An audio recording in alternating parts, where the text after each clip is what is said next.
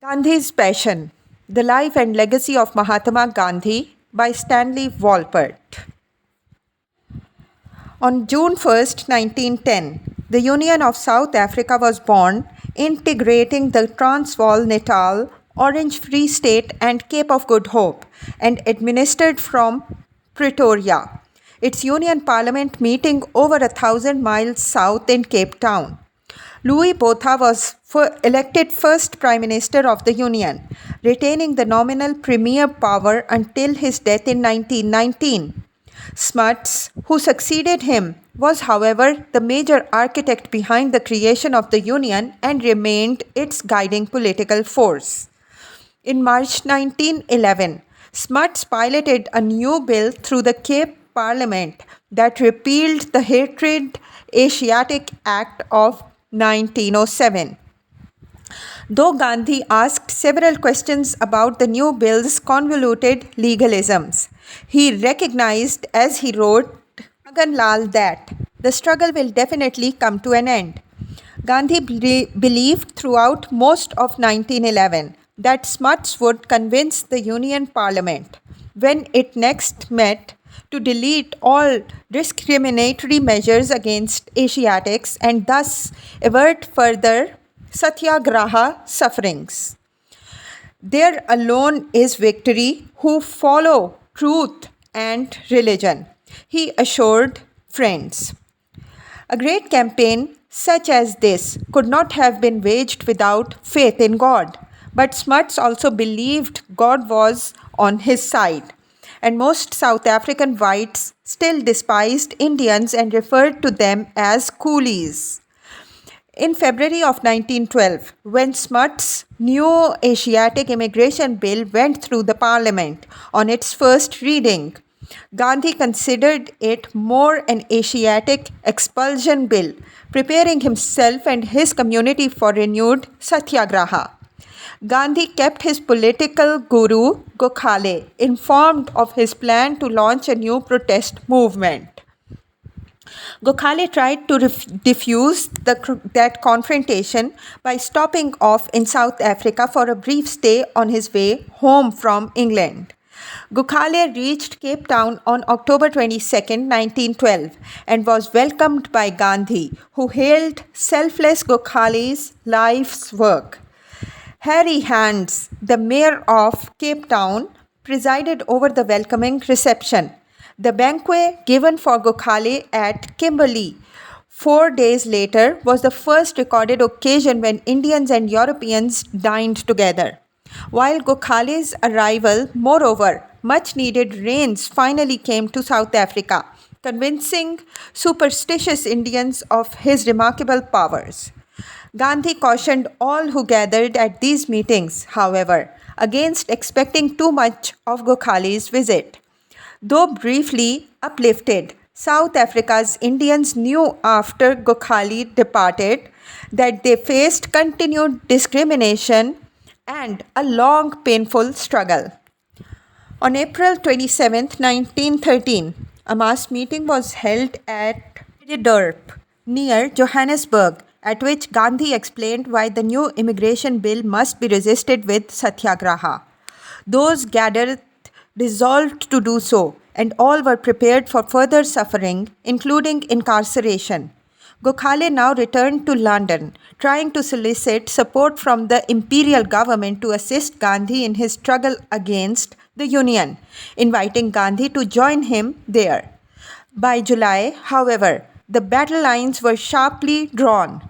Nearly 100 Indians were in jail by late October, and Gandhi himself was arrested on November 7, 1913, near Palmford, released on bail and re-arrested the next day at Standerton.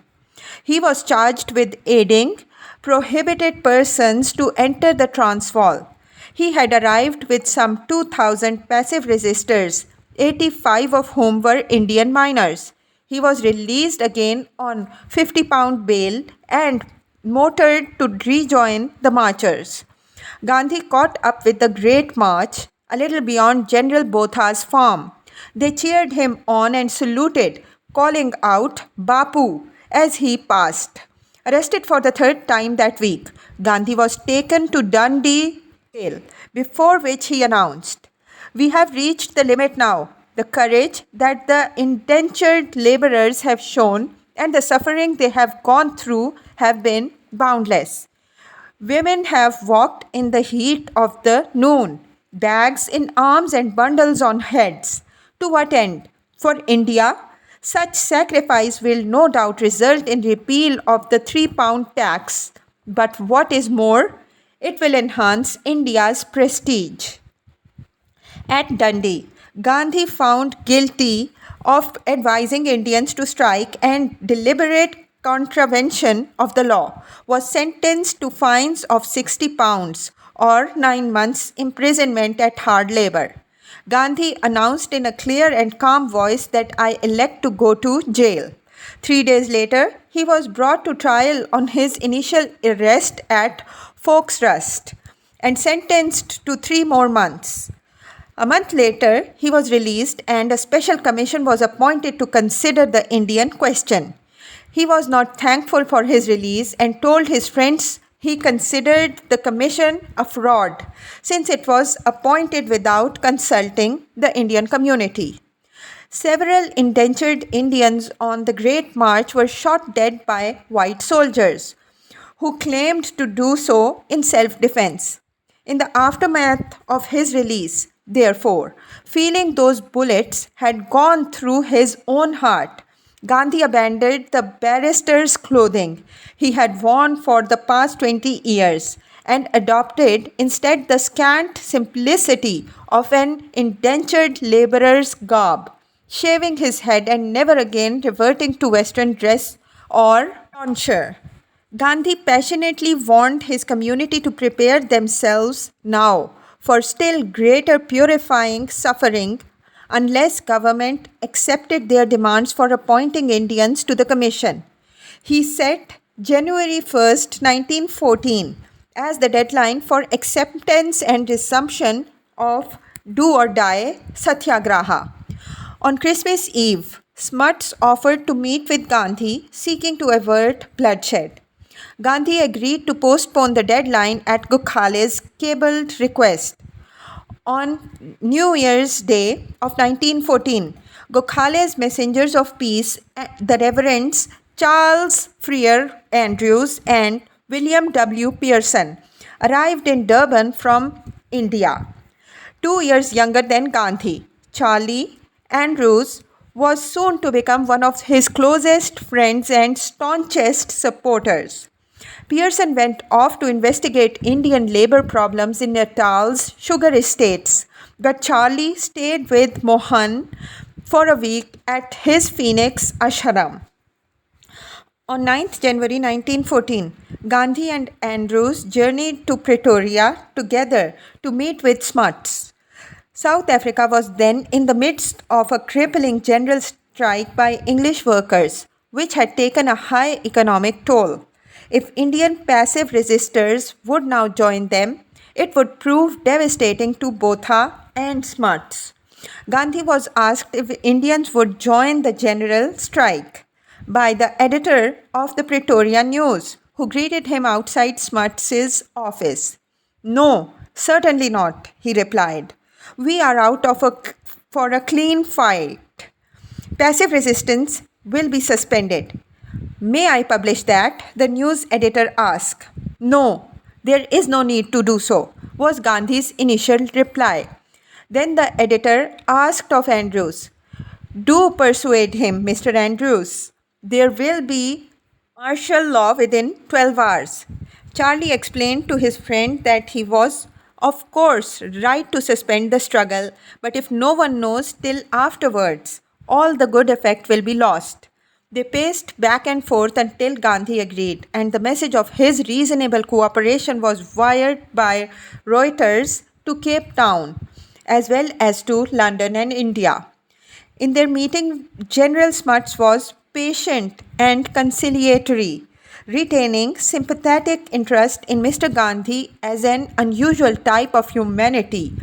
Those peculiarities, however inconvenient, are not devoid of attraction. A confidential report noted. That document helped explain Gandhi's skills in negotiating with Europeans. The workings of his conscience are inscrutable to the Occidental mind. His ethical and intellectual attitude, based as it appears to be on a curious compound of mysticism and astuteness, baffles the ordinary processes of thought. Gandhi reached a provisional agreement with Smuts on all points of conflict before the end of January. The £3 tax was finally to be repealed. South Africa born Indians would be allowed to enter freely the Cape and Orange Free State, and several other rights would be restored or guaranteed. A mass meeting in Durban unanimously endorsed the agreement as Gandhi reported it to them on January 25, 1914. Gandhi hoped for a permanent settlement by March, but the process of reconciling minor points of disagreement took longer than anticipated. He was keen to return to India in April of 1914, hoping to take about 20 men, women, and children to live with him. I do not know whether you still want me to live at the Servants of India quarters in Pune, he wrote Gokhale. I am entirely in your hands. I want to learn at your feet.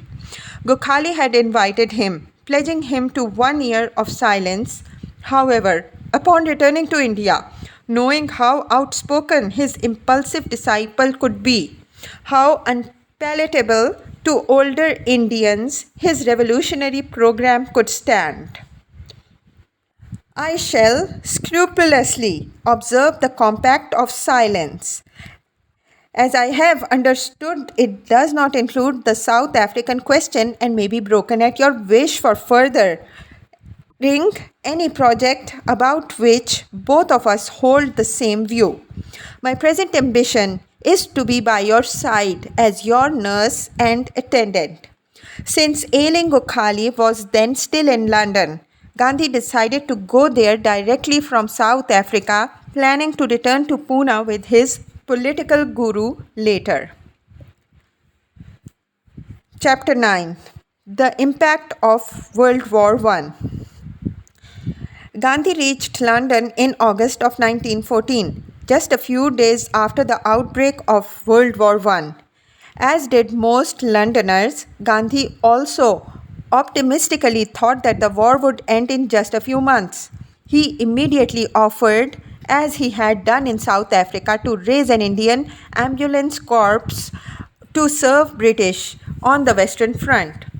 Kasturba's health improved dramatically in London, but Gandhi suffered sharp pains in one leg and eventually a total breakdown. However, debilitating, it proved fortunate, since it kept him from the murderous front. He took classes in nursing for his first 6 weeks in London and spent as much time as he could fruitlessly trying to nurse diabetic Gokhale back to health. By mid-September, Gandhi was sick of London, calling it poison. My soul is in India. Colonel R.J. Baker was appointed to command Gandhi's medical corps on October 1st, and 2 weeks later, Gandhi was ready to resign. Baker had appointed the section leaders of the corps without consulting him, and since Gandhi was entirely a cripple, he invited Baker to his room for a mutual discussion. The colonel refused, however, to call upon Private Gandhi or to allow his corps to elect its corporals. I assure that nothing can be further from my thought than to undermine your proper authority, Gandhi replied. But if you desire to train us, there is no other way than the one I have ventured to suggest. And may I say that by accepting my humble advice, you will add to your popularity and prestige. The colonel, not amused, proved adamant, so Gandhi finally felt obliged to resign from the corps he had raised. By mid-October, he started to cough blood and was under strict medical orders not to leave his bed at least for a fortnight. By mid November, Gandhi was longing to go to India, but his health would not permit it. He suffered a relapse at month's end and was still confined to bed in December, emaciated and weak. At this time, fearing the worst, he wrote, "If only we learn to maintain ourselves by agriculture and manual labor, there will be nothing more for us to earn or learn. That is what I too must learn. I may, however, pass away without doing so." At 45, having firmly resolved how to live, he feared he would die. A week later, however, he felt strong enough to attend a farewell dinner given for him and Kasturba at the Westminster Palace Hotel. He was returning to India, returning home, where he hoped to be restored to strength. "Wonderful is the sport of God," Gandhi wrote Lal from SS Arabia 5 days later. "I have been able to leave London unexpectedly early. We are both keeping good health. Let us see whether I regain my former strength." Keeping to a diet of banana biscuits and dry fruit soaked in water, they disembarked in Bombay on 9th January 1915, exceedingly glad to see the dear old motherland. His health continued to improve, and in mid-January, he and Turba left Bombay for Rajkot to visit his family there, whereupon his health went down very badly. But the cordial receptions he received were heartening, and before month's end, he felt strong enough to venture back to Port Bandar, calling on his widowed sisters-in-law. He returned to Bombay in February, leaving for Pune on the 7th. Gandhi reached Gokhale's Servants of India Society in what was then a rural suburb of Pune on the Deccan Plateau. He stayed there only for a few days, but immediately busied himself by cleaning out and polishing every urinal and night soil pot he could find. Gokhale and his old friend Professor M.R. Jayakar of Pune University were sitting and chatting on the shaded veranda one morning when a troubled sweeper hesitantly approached. "Baba Sahab," Gokhale, saluting and timidly reporting that the new visitor had taken away his work. Jayakar recalled. Gokhale angrily shook his head and firmly told the poor fellow to inform Gandhi that he must stop doing that. Then Jayakar, who had heard others complain about Gandhi's strange hobbies, asked Gokhale why he put up with him if he was so troublesome. "He is stubborn and very difficult at times," Gokhale responded, "but one day he will be the leader of our Congress and our nation." Less than a week before ailing Gokhale died, Gandhi and Kasturba left Pune and journeyed across India from Bombay to Bengal, where they joined Magan Lal and some 50 South African pilgrims, all of whom went to live at Indranath Tagore's rural Sankeethan school. There, Gandhi received the cabled news of Gokhale's death. "We should seek the company of those who have suffered and served," Gandhi told those who gathered to hear his passionate eulogy. One such was Mr. Gokhale. "He is dead, but his work is not dead, for his spirit lives." His last words to those members of the Servants of India Society who were with him were, "I do not want any memorial or any statue. I want only that men should love their country and serve it with their lives. This is a message for the whole of India." Gandhi returned with Kasturba to Pune later that month, hoping to live at the Servants Society of India and to inherit Gokhale's mantle of leadership. But the other members were fearful of his radical ideas and lifestyle. V.S. Srinivasa Shastri, who took charge of the society after Gokhale's death, was a competent administrator but lacked Gandhi's greatness. Instead of welcoming him with open arms, he fearfully drove him from Pune soon after Gandhi returned there. I am left without shelter through revered Gokhale's death. Gandhi wrote an old friend in March. He was not without funds, however, and soon would start his ashram on the outskirts of Ahmedabad on the banks of the Parmati. But first, he journeyed back to Bengal, where in Calcutta he had a bitter misunderstanding with Harilal, who thereafter parted from me completely. In April, Gandhi and Kasturba went to Hardwar for the great Kumbh Mela celebration, there to pay respects to Mahatma Ram. Later, Swami Anand, who after seeing Gandhi and blessing him, called him the beacon of light of India. From there, they proceeded to Madras, where Gandhi was hailed by a welcoming crowd of Tamils shouting, "Long live our hero." At a reception in Madras, he spoke reverently of Gokhale as my Rajya Guru and that saintly politician. By May of 1915, he was back in Gujarat ready to launch his ashram, preparing a detailed list of needs and an estimate of anticipated expenses.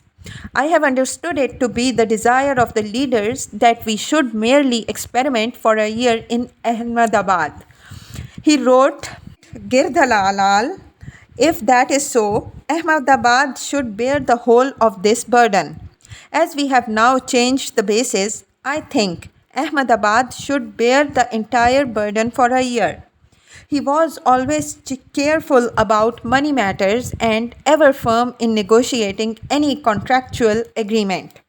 Despite his uniquely developed spirituality and idealism, Gandhi never lost his innate bargaining skills or acquired legal brilliance, using both most effectively when appropriate.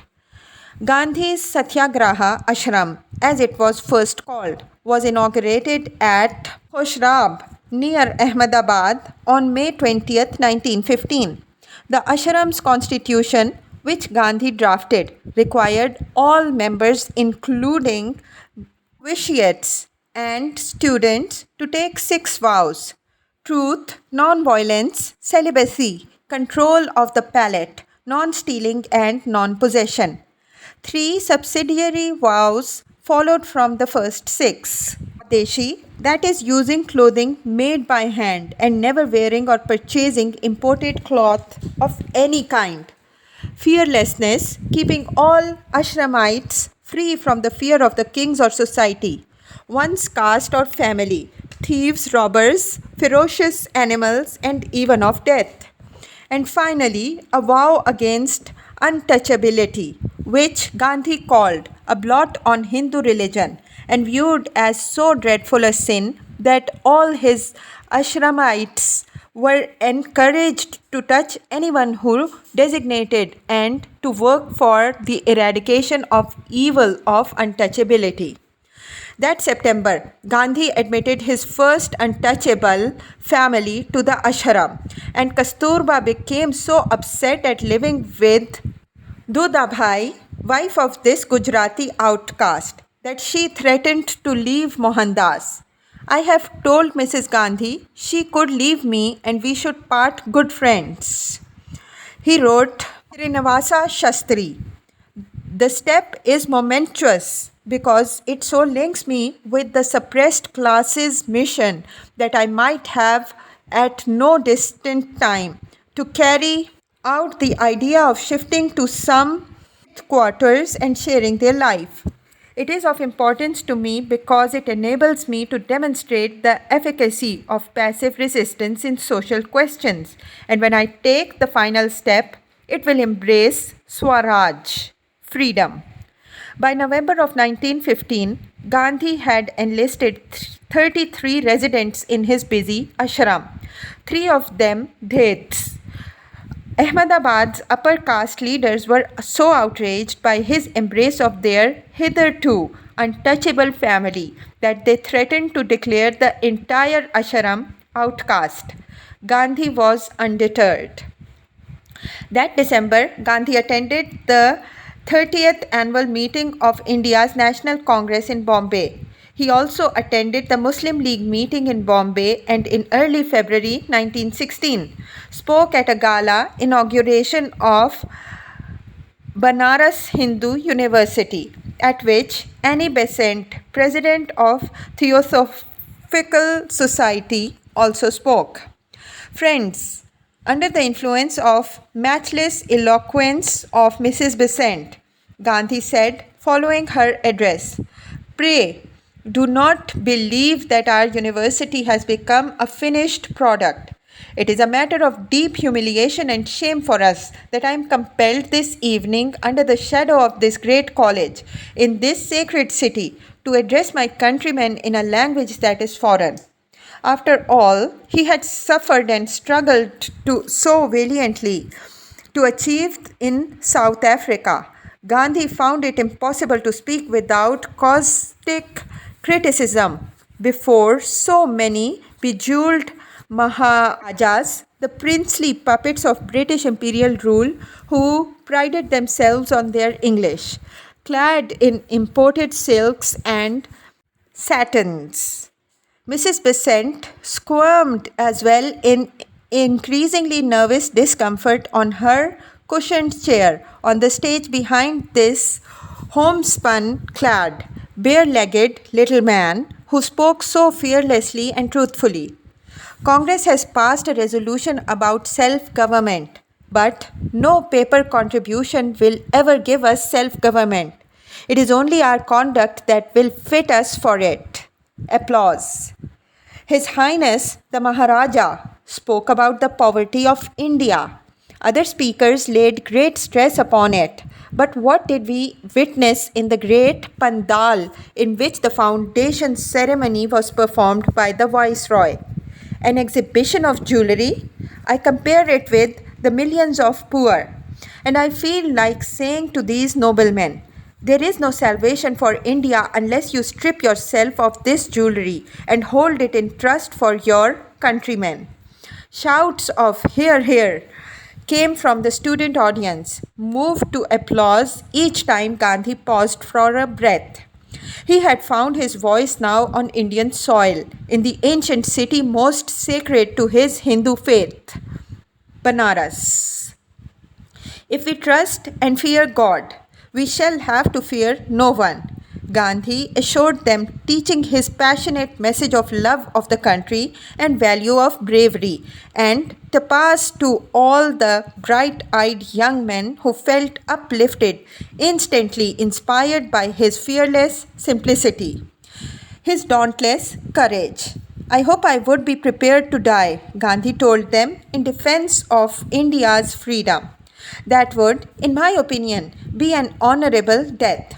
At this point, Mrs. Besant stood up and shouted at him, "Please stop it." Gandhi turned to face her and the Maharaja chairman, saying, "I await your order. If you consider that by my speaking as I am not serving the country and the empire, I shall certainly stop." Cries of "Go on" from the student audience encouraged him to continue. "I want to purge India of the atmosphere of suspicion on either side. If we are to reach our goal, we should have an empire which is based upon mutual love and mutual trust. Much better that we talk these things openly. If we are to receive self-government, we shall have to take it. Learn your lesson if you wish to form the Boer War." Mrs. Besant and the chairman Maharaja and all other princes abruptly left the platform, putting an end to the program and Gandhi's passionate revolutionary speech, which his student audience very much enjoyed. The next day, Gandhi informed the ceremony's chairman, the Maharaja of Darbhanga. "My sole object was to express the long and strong views I hold against all acts of violence. My mission in life is to preach and assist in securing the utmost freedom for my country, but never by violence." The Maharaja, however, and all his princely colleagues who had attended the event expressed disapproval of what Gandhi had said. They rightly recognized from his austerely unadored attire, as well as from his comments regarding his jewels, the needs of India's poor, that their days of lazy luxury would be numbered if ever he came to power. The Banaras incident, as India's press soon called it, only confirmed Annie Besant's fears about Gandhi's revolutionary fervor. When he reprimanded her for interrupting him and leading all the princes off the platform, she angrily replied, "How could we sit still when you are compromising every one of us on the platform?"